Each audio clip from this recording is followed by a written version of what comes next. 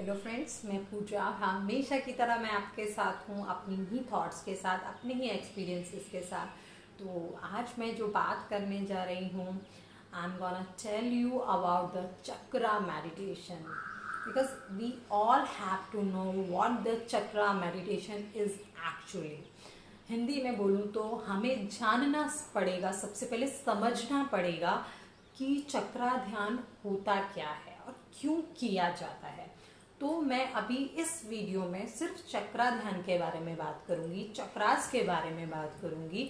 बाकी फिर next video में मैं आपकी वन बाय वन एक एक चक्रा के बारे में बात करूंगी, क्यों करते हैं, कैसे बैलेंसिंग होती है।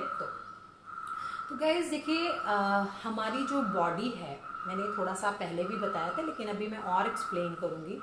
जो हमारी बॉडी है, हमारी पूरी बॉडी जो है, होल बॉडी, तो उस बॉडी में बहुत सारी टाइप की जो एनर्जीज हैं, मैंने बताया था कि जो हमारी इंटरनल एनर्जी है, that is the sum of all type of energy. मतलब बहुत सारी एनर्जी का क्या है, एक मिलान है, मतलब बहुत सारी एनर्जीज का जोड़ है।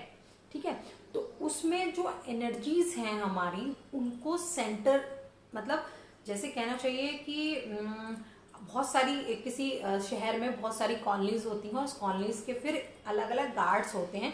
तो जो चक्रास हैं, ये जो 7 चक्रास बोले जाते हैं, क्योंकि चक्रास तो बहुत सारे हैं बॉडी में, लेकिन ये 7 जो चक्रास हैं, इनको उस एरिया का या उस जगह का गार्ड बोला जाता है, जस्ट लाइक अ गार्ड। ठीक है, तो यहाँ पर जैसे हम अपने मैं आपको इमेज के साथ दिखाऊंगी।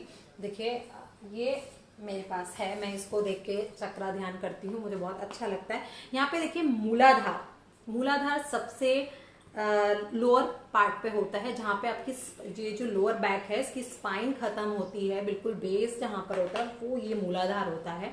तो ये जो मूलाधार है, तो यहाँ पर जो पैरों की, यहाँ थाइस की, ये पीछे के भाग की और ये आगे के भाग की जितनी भी एनर्जी होती है, वो यहाँ सेंटर में होती है, मतलब यहाँ पर कलेक्ट होती है और उनकी देखरेख ये चक्रा करता है। अगर हमारा रूट चक्रा बैलेंस है तो हमारे आसपास का जो एरिया है वो ऑटोमेटिकली वहाँ की एनर्जी बैलेंस्ड हो जाएगी, है ना। तो हमको इसको एक्टिवेट करना जरूरी है, एक्टिवेशन होगा तभी हमारा क्या होगा, बैलेंसिंग आएगी।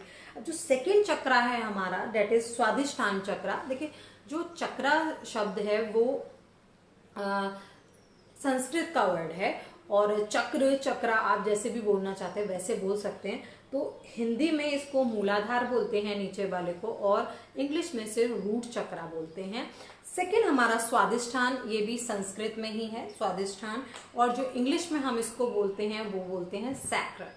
ठीक है, तो आपको यहाँ पर जो बात करी जा रही है इस चक्रा की, स्वादिष्ठान की, तो जब स्वादिष्ठान नाभि के जस्ट नीचे होता है, तो स्वादिष्ठान की वजह से जितना भी हमारा लोअर एब्डोमेन वाला जो एरिया है, वो इसकी मतलब जो हमारा लोअर एब्डोमेन है वो इसकी वजह से सिक्योर रहता है, यानी वहां सबकी एनर्जी, हमारी जो नाभि के नीचे वाला पार्ट है और मूलाधार से ऊपर का, तो वो पार्ट की एनर्जी को यहाँ सेंट्रलाइज किया जाता है।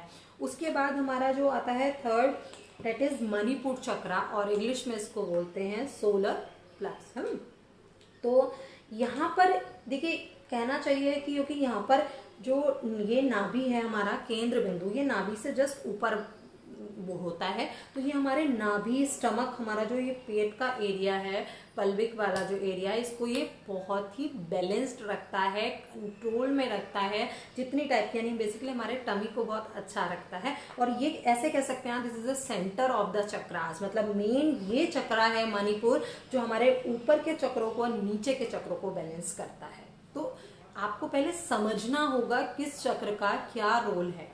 फिर आता है आपका हृदय चक्र, इसको अनाहत भी बोलते हैं। अनाहत बोलने का मतलब वही होता है, जैसे ओम की आप कोई भी मंत्र उच्चारण आप करें, या तो आपको नाभि से सुनाई देगा या हृदय में उसका अनाहत नाद बजना चाहिए। अनाहत मतलब जो स्वम बज रहा है, उसको बजाने के लिए दूसरे की जरूरत नहीं है। ताली बजाते हैं तो एक हाथ से ताली नहीं बजती, दोनों हाथों से बजानी पड़ती है, लेकिन अनाहत जो होता है वो स्वयं बजता रहता है, वो गूंज होती है, तो इसलिए हम इसको अनाहत बोलते हैं, हृदय। तो जो हृदय चक्र है हमारा, उसका काम क्या है, उसका काम है हमारा ये जो नाभि से ऊपर का हिस्सा है और यहाँ पूरा हाथ, ये हमारे है ना, इनकी एनर्जी को सेंट्रलाइज करके यहाँ, मतलब यहाँ का गार्ड है इस सब की एनर्जी का। उसके बाद हमारा आता है थ्रॉट चक्रा, इंग्लिश में थ्रॉट और हिंदी में आप संस्कृत में आपको ग्रीवा या विशुद्धि भी बोल सकते हैं। तो ये आपके वोकल कोड्स, मतलब आप क्या बोलते हैं, दूसरे आपके लिए क्या बोलते हैं, आप क्या समझते हैं, मतलब कम्युनिकेशन स्किल्स को बेटर करेगा। अभी मैं 1 बाय 1 बताने वाली हूँ। तो ये यहाँ से लेकर का पूरे कमर का हिस्सा जो पीछे के बैक साइड का है, इनका ये सब देखता है, मतलब इस चक्र पे हमारी जो एनर्जी है वो सेंटर, एनर्जी का सेंटर ये है। फिर हमारा आता है ये सबसे ऊपर हमारा ये आज्ञा चक्र, इसका कलर आप देख सकते हैं ब्लू है, डार्क ब्लू।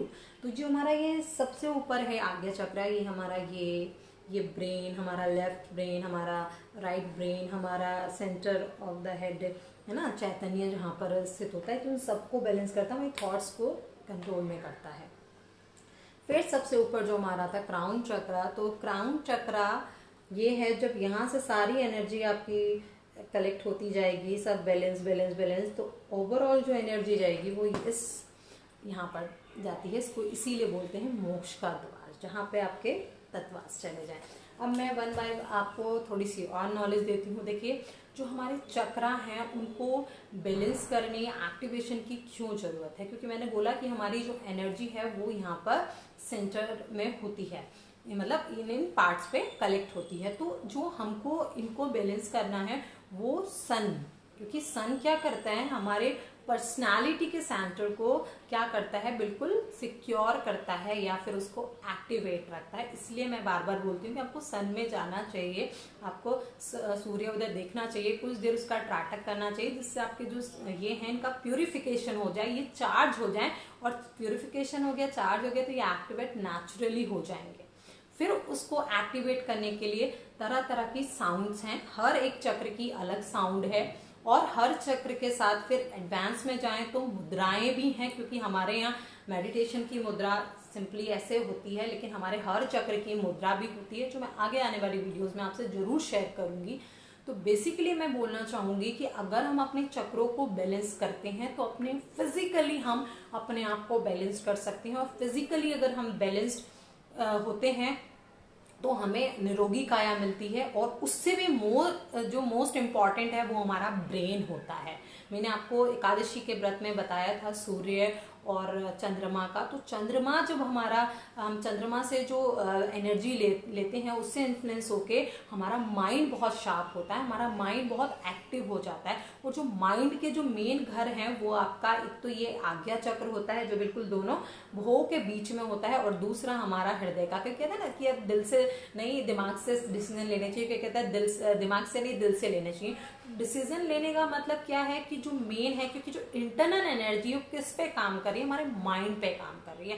बिकॉज जो चेतना शब्द बोला जाता है ना, चेतना आपने सुना है, तो चेतना इज जस्ट लाइक अ रोशनी और टॉर्च। मतलब जैसे हम लोग टॉर्च लेके खड़े हों और हम किसी भी पार्ट पे उसकी रोशनी को फेंक सकते हैं, तो वो जो रोशनी है वो चेतना हम घुमाएंगे, यानी अपने माइंड को हम हर पार्ट पे लेके जाते हैं। अगर मैं आपसे बोलूं कि अपनी चेतना को अपने नाभि पे लाइए, अपनी कमर पे लाइए, तो आप सिंपली अपना दिमाग से वहां जाएंगे ना, तो बेसिकली जो इंटरनल एनर्जी है वो आपको माइंड को बोला जाता है। और माइंड की कोई स्टोरेज की कोई लिमिट नहीं है, लेकिन उसको हमने लिमिटेड कैसे बनाया है, इन चक्रों पे सेंटर करके, मतलब हमारे चक्रास पे उन एनर्जीज को बैलेंस्ड करके। तो हमारा जो मेन है वो ये और ये होता है। तो इसीलिए मैंने बोला शुक्ल पक्ष और कृष्ण पक्ष में, शुक्ल पक्ष में यहाँ और कृष्ण पक्ष में दिल पे आपका चक्रास बैलेंस्ड होते हैं, मतलब उस टाइम पे वहां पर रिसाइड करते हैं। तो गाइज इसके लिए आपको अपने लाइफ में मेंटली, क्योंकि बहुत आजकल स्ट्रेस है, उससे फ्री होने के लिए फिजिकली आप एक्टिव रहें, फिजिकली आप सारे बीमारियों से दूर रहें, उसके लिए आपको चक्रा मेडिटेशन जरूर करना चाहिए, और ये बहुत इफेक्टिव है। और इसके लाभ मैं अपने जीवन में खुद अपना रही हूँ, तो मुझे बहुत अच्छा लगता है, बहुत बॉडी लाइट फील होती है, बहुत अंदर से एनर्जी फील होती है। तो एटलीस्ट आपको ट्राई करना चाहिए, फॉलो करना चाहिए। अगर आपको मेरी बातें समझ आई हैं तो प्लीज लाइक और शेयर करिएगा और ऐसे ही देखते जाइए। Thank you guys.